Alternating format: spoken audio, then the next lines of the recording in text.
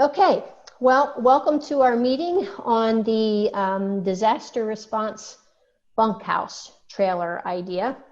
I'm going to let Jonathan Nasby talk about this, just give you some background. Jonathan has been pulling together teams from Grace Fellowship, and it's always been a challenge where we're going to, put people up, hotels, rent a house, stay in churches, which is a great option as well. But it's always been in our kind of the back of my mind, and I know others that shoot, sometime we're gonna have to do a trailer. So Jonathan contacted me, oh boy, was it 2 months ago, and we just started saying, well, what if we do this? And so he set to work on it, and they've come up with a design. So I'm going to let Jonathan talk. And John, would you want me to put the design up, or shall I wait for that? Yeah, that's fine. We can do that, or just get ready. How about that? Okay. All right. So I'm ready.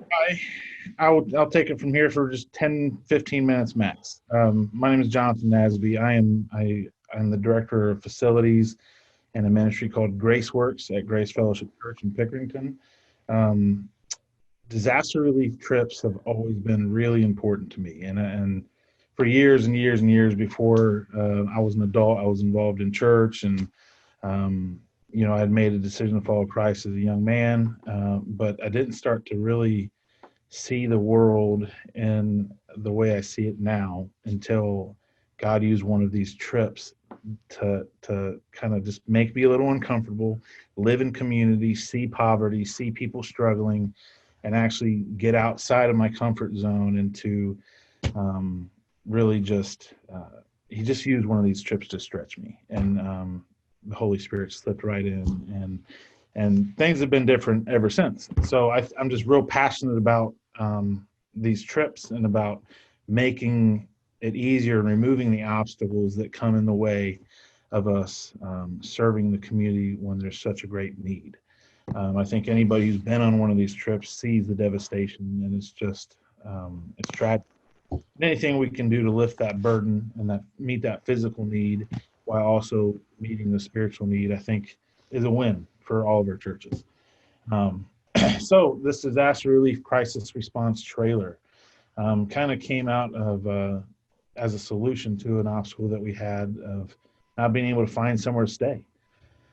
My experience is when we go down to, it's typically south, when we go south to aid after a hurricane, or we had some tornadoes here in Ohio recently in the past couple of years, it was hard to find a place to stay that was affordable for our people to go last minute. So a lot of these trips with hotel stay is between the $500 and $600 range for the week, and that's with food and lodging and all that. If we can get that down to $100 to $150 without having to have a budget in our church to subsidize every possible trip, that would be, I think, would be a win. It would open up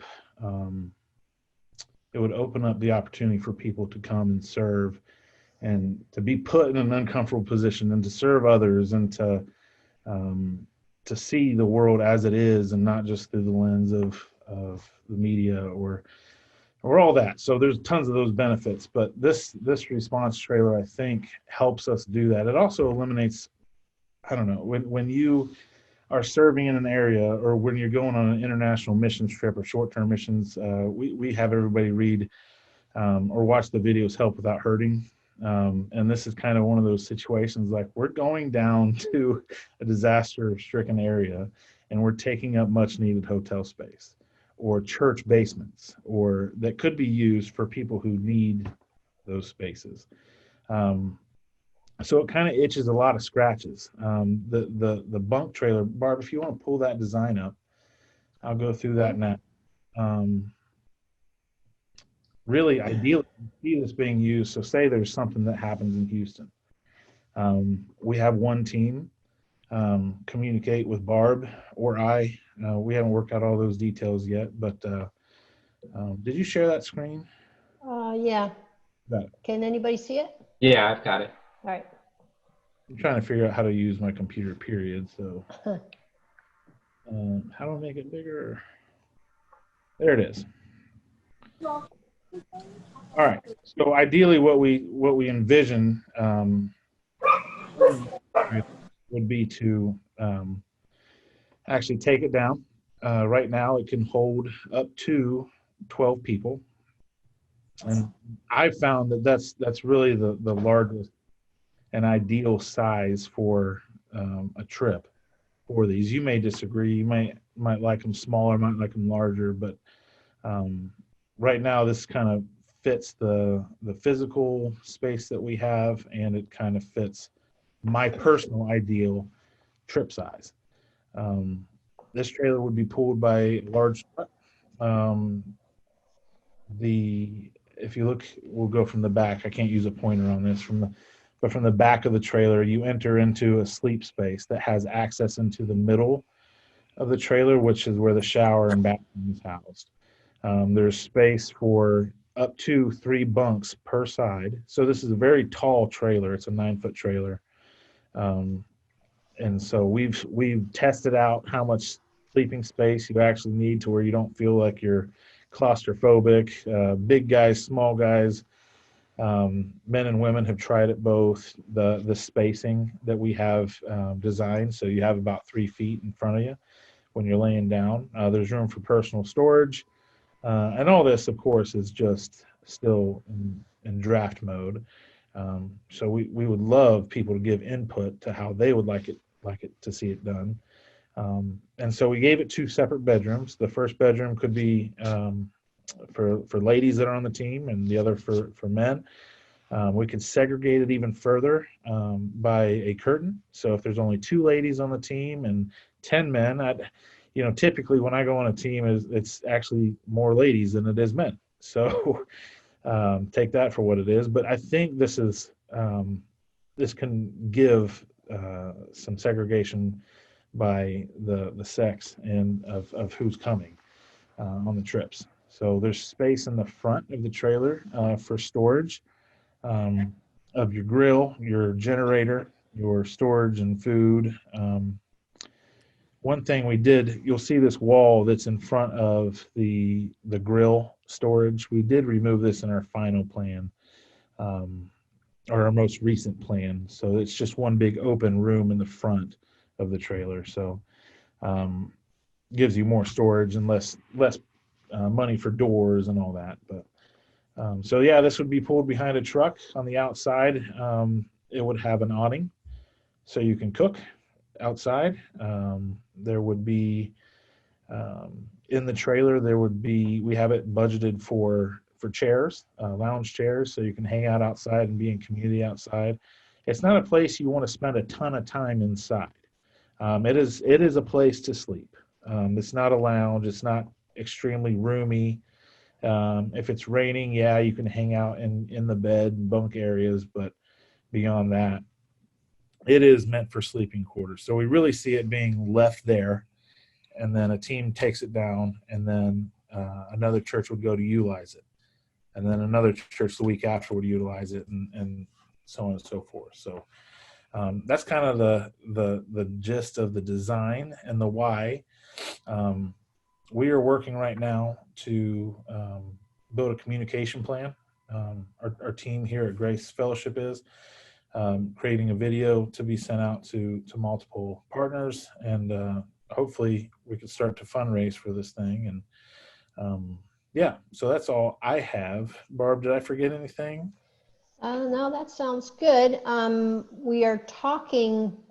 I wanted to mention about how it could work, and you already went into some of that. Yeah, we just drop it off down at wherever the disaster site is where we're helping. For 1 week, a church will use it. Another team will come in from another church, or just another team. They would use it, and we just do that until we run out of teams, until we're done our part of that response. In terms of costs, we're probably looking at between $25,000 and $30,000. We do have about half of that raised at this point. So we are looking for more partners.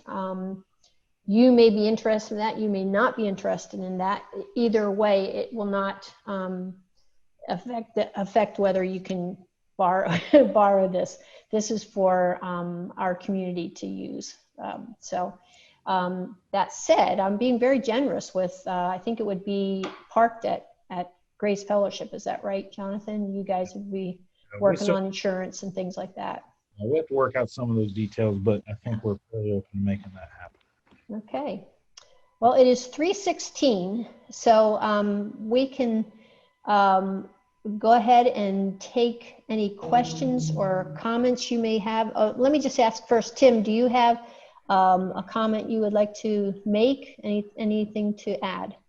Yeah, just briefly, I'm very excited about the concept, about the opportunity there, and just to paint a little bit of a broader vision for the future is what's being done and what's being initiated just now is kind of the experimental developmental side of things. But I know that the design team has worked on trying to figure out how to build something that can be built in other locations as well, with other materials and other situations.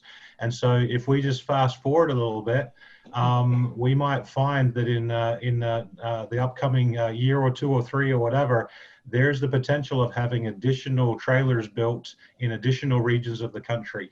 And how awesome would it be for Charis Fellowship and Compass World Partners and our local churches and districts to be able to have access to such a live-in facility, to be able to be mobilized when there is a crisis, to be able to just head on in there. And there may be some scenarios where, based on proximity, a couple of trailers that have been developed can both end up at the same location, depending on the severity of things. So there is a vision for what this could be even broader.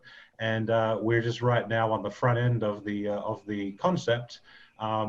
Just extremely thankful to Jonathan and Barb and just the work that they're doing and the initiative that they're taking. I think this can really help to make stuff possible that wasn't possible before, because the logistics of how to stay somewhere in the midst of a crisis is not an easy thing to figure out. I think we all recognize that. Right. Yeah, I'm excited about it. I think it would make it remove a big obstacle and make it way more likely that churches would be ready to deploy teams.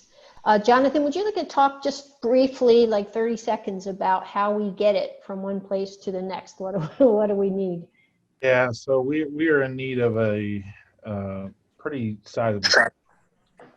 So the truck needs to be a full-ton truck. So right now we're working pretty hard, and I don't know how far you want me to go into this, but we've got emails out to every dealership in Ohio asking for just a blessing and asking for God to show up and show his favor in this way. And I think something will happen. We are looking for grants as well, working with some grant writers to see if we can go that route. But we would appreciate your prayers. That's a big cost of this endeavor. So that's what we're calling phase 2. That said, Jonathan, for instance, at Grace Fellowship or in a typical church, would there be 1 or 2 people in that church? You might have what were you calling 3,500? Were you calling that? Sure, that might be the case. I know here I could probably sweet talk somebody into letting us use their truck to get it there and down across the country. But yeah, so that's the need right now. And I think we'll be able to get it where we need to go. Grace Fellowship has a truck right now that's for use for this. It's a 2,500. It's not ideal, but it'll work. It's not a long-term solution, but it will work. So we're not just building this thing blindly. So we can get it where we need to go. Right. We are asking for God to move in a big way. All right, I think that's what we wanted to present. Now you guys have shown up, and I just took a screenshot, so I'm going to follow up with you as well as others that have expressed interest in this, and we'll just see where it goes. There's no pressure. This is more just saying this is a cool idea. We really would love to see it happen. And as Tim, I love Tim's vision. He would love to see this happen in multiple regions. And so Jonathan and his team are doing everything in a way that will be easily reproducible. So just wanted to let you know that this is moving forward, Lord willing. Yeah, pretty soon, I would think. I think we're actually ready to start saying we're doing this, right, Jonathan? I'm hoping end of January to start building. Okay, so this is going to happen. When it's going to start, that we're not sure about. Any questions? Feel free to just chime in. Hi, Kevin from Ashland. Hi, Barb. Hi. Ellen, you look pretty. Yeah, Kevin, we got Lexington, Polaris, Eastside, Roanoke, and Grace Fellowship here. So Where's Grace Fellowship? Is that Columbus? yep, Pickerington. Okay. Jonathan, that front end of that trailer, is that a cook stove that's removable that would be taken outside? Is that what that's? Yeah. So we will not be cooking inside the trailer, just for safety's sake and for the smell. So, Yeah. I bet, if you ever lived in an RV for any period of time, you smell like what you ate that day. So Yeah. Yeah, that's we were wondering that we might have a trailer that we could turn into like a kitchen, and wondered if that would be something that we'd like to add to this program. That would be something we definitely should talk about. Kitchen/showers. Well, it's not probably big enough for showers, but it would house stove, oven, refrigerator, freezer, and a washing unit. Wow. Yeah, let's talk for sure. Yeah. It would be something that would have to be taken separately with another truck, but at least it would be an inside cooking facility if there's rain or anything that way, that cooks could cook indoors. And would that require a 250 truck, Mark? My guess is probably, yeah, we'd have to have the bigger truck for that, just because of the weight, and depending upon what types of utilities get put in, the size obviously becomes different. Right. How many axles is on that trailer? 2. Double axle. So we'll get into those details. Let's talk and we'll get the weight. Yeah, sometime we could sit down and talk and look at things and go from there. Jonathan, could you type your email address in the notes there? Are you able to do that bottom? You see the chat, hit chat at the bottom middle. You just put your email address. Jonathan's the guy that he can answer your questions. So I'm not that person. I'm more on, I would like to be able to be the person to kind of get this out there and try to recruit folks to get involved, try and find people who will help us to finance it. Like I said, we need at least probably 15 grand more. Is that right? No, 14, 15, something like that. So, all right. Well, we're not going to labor it if you have no more questions. Nathaniel, you got any questions? I think it's a great idea. I think it'd be it's well use of a facility and money, and I think it can definitely help us help more people. Yeah, I think it's a great idea. And I'm excited. That was a cool idea. That's why I want to jump on to hear more about it. And I know that we can help with some of the fundraising on that too. Cool. And Lord willing, send some teams that would be able to help, which would be cool. That would be awesome. We'd love that. Bob Sidwell, if you can unmute yourself, I don't know, I did see you. We don't have to see you, but do you have anything you would like to add or ask? Any comments, questions? You have to unmute yourself, which would be bottom left. There's a microphone, the bottom left of your screen. Hey, Barb, while he's working an idea with the vehicle, rather than purchasing, if there's a possibility of having someone that would loan them, like we have owner of a dealership in our church, and they might possibly agree to provide that vehicle when the time comes, rather than sitting on a vehicle for months on end that's not used. And has there been any discussion or thought along that line? Yeah, I'll just say Jonathan has been trying to get, he mentioned contacting agencies and all that, and that's just kind of like knock and the door will be opened. Maybe the Lord will give us something, but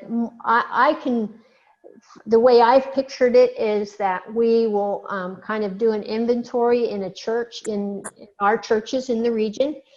Maybe I'm going to pull out a name, Pataskala Church. Maybe the Pataskala Church doesn't send teams. Maybe they don't do anything, but they happen to have a guy who's like, I would be happy to tow the trailer. So that's what Pataskala will do. They'll get this guy and he'll be the one that drops it off. And then after a month or 5 weeks or 3 weeks, he'll go down and pick it up. I could imagine something like that happening. Okay. This last round of hurricanes, was there anyone who was able to go down? That's how we got as far as there's no place to stay. And that's when really, Jonathan just said, we got to do something. So we do have a partner that we could partner with down there, someone who needs help, but they can't lodge us. And so we got as far as this trailer. It's like, we need to do something about this. So I think a lot of the obstacle was actually like when if there's a hurricane in your city, in your pastor of a church, do you want to focus on meeting the needs of these teams coming in, or do you want to focus on meeting the needs of the community that you're serving?